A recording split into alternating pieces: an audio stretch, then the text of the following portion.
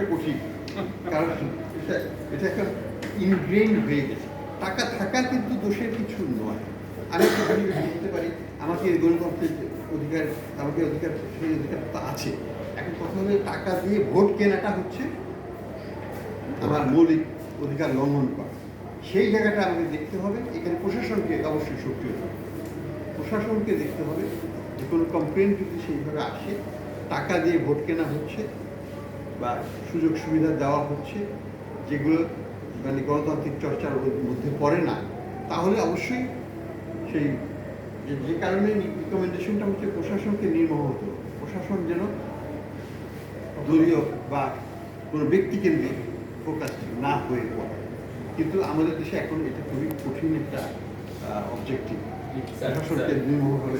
সম্পদশালী এবং ব্যবসায়ীদের ভিড়ে যারা আসলে আসলে জনগণের জন্য কাজ করতে চান, সে ধরনের নির্মোহ যে নেতৃত্ব, তারা উঠে আসতে পারছে না। সেটাই, সম্পদশালীরা কিন্তু অনেক ভালো কাজ করতে পারে তাদের কমিউনিটিতে, কারণ তারা হয়তো তাদের সম্পদ হয়তো অর্জন হয়ে গেছে অনেক ক্ষেত্রে, তাই না? করতে পারে, কিন্তু কথাটা হলো যে তারা তাদের সম্পদ ব্যবহার করে যেন ক্ষমতা দেয়, এটাকে অবশ্যই।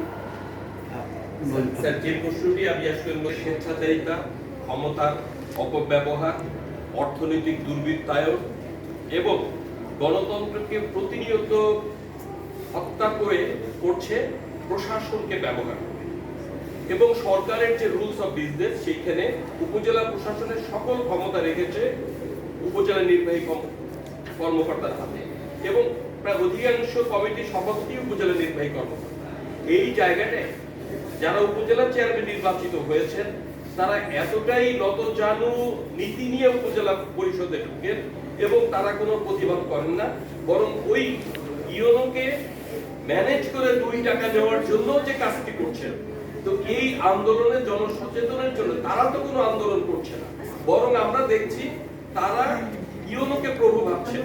এই জায়গায় আমরা কেমন করে এগিয়ে যাব? আগে উপজেলা চেয়ারম্যানদেরকে আন্দোলনমুখী হতে হবে, তাদের সম্মান অধিকার সমুন্নত রাখার জন্য। একই সাথে যারা মাননীয় সংসদ সদস্য আছেন, তারা একদম মাঠ পর্যায়ে যেভাবে স্থানীয় রাজনীতি এবং অর্থনীতিকে নিয়ন্ত্রণ করেন, সেখানে কিন্তু উপজেলা চেয়ারম্যানের কোনো কর্তৃত্ব নেই। আমরা সবাই করছি, উপজেলা চেয়ারম্যানদেরকে আহ্বান জানান, তারা যেন মৌলিকভাবে আন্দোলন করে। অনেক ধন্যবাদ।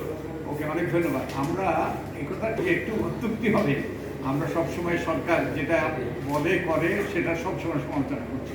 অবশ্যই নাগরিক সমাজের প্রতিনিধি হিসাবে, নাগরিক সমাজের অংশ হিসাবে আমাদের দায়িত্ব হলো সত্য কথা বলা, এবং সরকারে যারা থাকে তারাই সাধারণত জনগণের অধিকার হরণ করে, বিভিন্ন রকম অন্যায় আচরণ করে, তাই অধিকাংশ সরকারের বিরুদ্ধেই থাকে। কিন্তু আমরা যে কারোর পক্ষে নয়, কারোর বিপক্ষে নয়।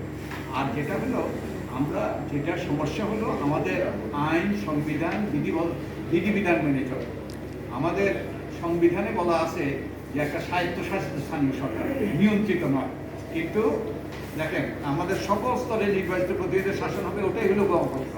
আমাদের কেন্দ্রে আছে কিন্তু প্রধানমন্ত্রীর কথা সবাই শুনবে, ভাগা ভাগা সচিবরাও শুনবে, কিন্তু নিচে যত আসি ততই কিন্তু ওই যে উল্টো হয়ে গেছে, যেটা সম্পূর্ণভাবে সংবিধানের সাথে ওই যে সাংঘর্ষিক। আর হয়তো সাংঘর্ষিক হলেও এই যে আমাদের সংসদ সদস্যকে বলেছে সংসদ সদস্য 25 কোটি টাকা দেওয়া হচ্ছে, এটা সম্পূর্ণরূপে সংবিধান পরিপন্থী, সেপারেশন অফ পাওয়ার। শুধু তাই নয়, সংবিধান পরিপন্থী নয়, এটা একটা আদালতের সুস্পষ্ট নির্দেশ আছে। আপনারা এই যে আমাদের 12 পৃষ্ঠাতে আনোয়ার হোসেন মঞ্জু বনাম বাংলাদেশ, খায়রুল হক, বিচারপতি খায়রুল হকের রায়, আপনারা এটা এই বিষয়টা তুলে ধরবেন। খায়রুল হক বলেছে এই সংসদ সদস্য, মন্ত্রী, এমপি, হুইপ তাদের স্থানীয় উন্নয়নে যুক্ত হওয়াটা সংবিধানের লঙ্ঘন। আপনাদের হয়তো মনে আছে বিএনপির আমলে একটা ওই যে জেলা মন্ত্রীর জন্য একটা এই যে প্রজ্ঞাপন জারি করেছিল, এবং সেই প্রজ্ঞাপনটাকে অসাংবিধানিক ঘোষণা করে বলেছে এটা করার সম্পূর্ণ বেআইনি। এই যে 25 কোটি দেওয়া হচ্ছে সম্পূর্ণরূপে সংবিধানের লঙ্ঘন, আদালতের নির্দেশের লঙ্ঘন। তো এইভাবে আমরা ওই যে আইন, বিধিবিধান এগুলো ওই যে করে লঙ্ঘন করে আমরা এসব করছি। সাইড ভাইয়ের আর এই আমার বক্তব্যের একটা অংশ বিষয় যেটা আমরা কিন্তু এই যে টাকার খেলাটা কিভাবে কমানো যায় আমাদের কিন্তু এরকম